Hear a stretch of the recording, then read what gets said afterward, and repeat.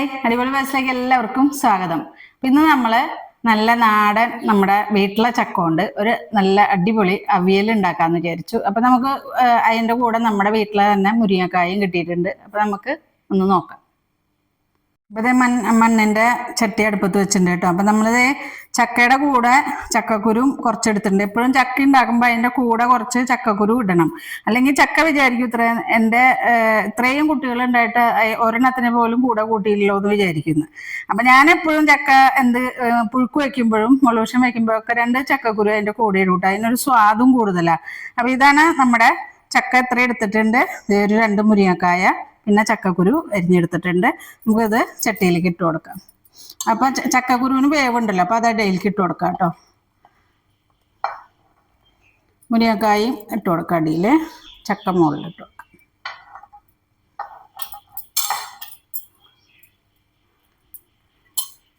ഇതിലേക്ക് നമുക്ക് ഒരു ലേശം വെള്ളം ഒഴിച്ച് കൊടുക്കാം കേട്ടോ. അധികം വേണ്ട, 1/2 ഗ്ലാസ്. കുറച്ച് വെളിച്ചെണ്ണ, അടി പിടിക്കാതിരിക്കാനാട്ടോ വെളിച്ചെണ്ണ. പിന്നെ സ്വാദും ഉണ്ടാവും ഇങ്ങനെ ചെയ്ത് കഴിഞ്ഞാൽ. പിന്നെ ഒരു 2 തണ്ട് കറിവേപ്പില, പിന്നെ കുറച്ച് മഞ്ഞൾപ്പൊടി, 1/2 ടീസ്പൂണ്, 1/4 ടീസ്പൂൺ മഞ്ഞൾപ്പൊടി, ഒരു 1/4 ടീസ്പൂണ് മുളക് പൊടി. ബാക്കി നമ്മൾ പച്ചമുളക് ആട്ടോ ചേർക്കുന്നത്. ഇതൊന്നും വേവട്ടെ. അതിലേക്ക് കുറച്ച് കല്ലുപ്പും കൂടി ചേർത്ത് കൊടുക്കാം കേട്ടോ. 1/2 ടീസ്പൂൺ കേട്ടോ. വേണമെങ്കിൽ പിന്നെ നമുക്ക് നോക്കിയിട്ട് ചേർക്കാം. അപ്പോൾ ഇതൊന്ന് വെന്ത് വരട്ടെ. വെന്ത് കഴിഞ്ഞിട്ട് ഒന്ന് ആവി വന്നാൽ നമുക്ക് ഇളക്കി കൊടുക്കാം കേട്ടോ. അപ്പോൾ നമുക്ക് മിക്സിയുടെ ജാറിലേക്ക് ഒരു 1/2 ടീസ്പൂണ് ജീരകം, പിന്നെ നമ്മൾ എടുത്തു വെച്ചേക്കുന്ന ഒരു 7-8 പച്ചമുളക്, പിന്നെ ഒരു 4-5 ചുള ഉള്ളി, ചെറിയ ഉള്ളി, പിന്നെ അതേ അരമുറി തേങ്ങ. ഇതൊന്ന് നമുക്ക് ചതച്ചെടുത്തിട്ട് വരാം. അല്ലാണ്ട് അറിയണ്ട കേട്ടോ, അവിയലിലേക്ക് നമ്മൾ ഒരുപാട് അരക്കില്ലല്ലോ. ഇതിൻ്റെ കൂടെ ഞാൻ തൈരും കൂടി ചേർക്കണ്ട കേട്ടോ. ചെറിയൊരു പുളി വേണമല്ലോ അവിയലിൽ. ഇപ്പോൾ 2 സ്പൂൺ തൈര് ചേർക്കുന്നുണ്ട്. അതിൽ തന്നെ നമുക്ക് ചതച്ചെടുക്കാം. ഇത് ആവി വന്നു തുടങ്ങിയിട്ടുണ്ട് കേട്ടോ. അപ്പം നമുക്കൊന്ന് ഇനി ഇളക്കി കൊടുക്കാം.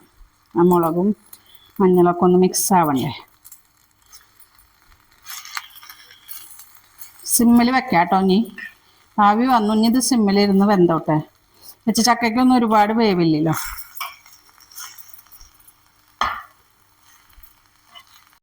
നമ്മുടെ ചക്ക അവിയലിൻ്റെ കഷ്ണമൊക്കെ വെന്തിട്ടുണ്ട് കേട്ടോ.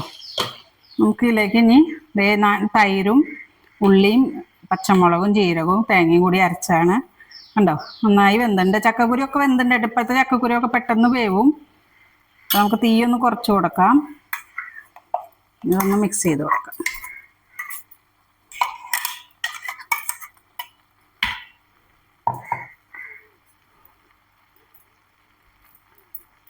ഒന്ന് അതിങ്ങനെ പൊത്തി വെച്ചിട്ടേ നമുക്കൊന്ന് അടച്ചു വെക്കാം കേട്ടോ. ഒരു 2 മിനിറ്റ് ഒന്ന് ആവി വരട്ടെ.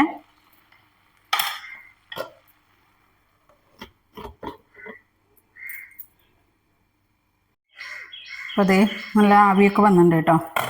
നമുക്ക് കുറച്ച് കറിവേപ്പില ഇട്ട് കൊടുക്കാം.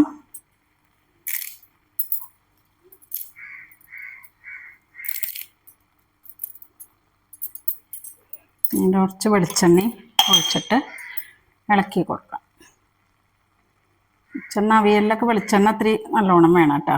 വെച്ചപ്പോഴാണ് സ്വാദ്. നല്ല വീട്ടിലാട്ടിയ വെളിച്ചെണ്ണയാണ് കേട്ടോ. അപ്പോൾ അതിൻ്റെ ഒരു പ്രത്യേക ടേസ്റ്റ് വേറെ ഉണ്ടാവും. നന്നായിട്ടൊന്ന് മിക്സ് ചെയ്ത് കൊടുക്കാം.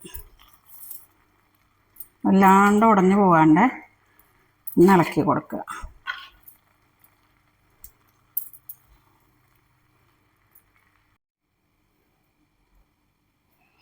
അപ്പോൾ നമ്മുടെ നാടൻ ചക്ക അവിയൽ റെഡി ആയിട്ടുണ്ട്. അപ്പോൾ എല്ലാവരും ട്രൈ ചെയ്ത് നോക്കിക്കോളൂ.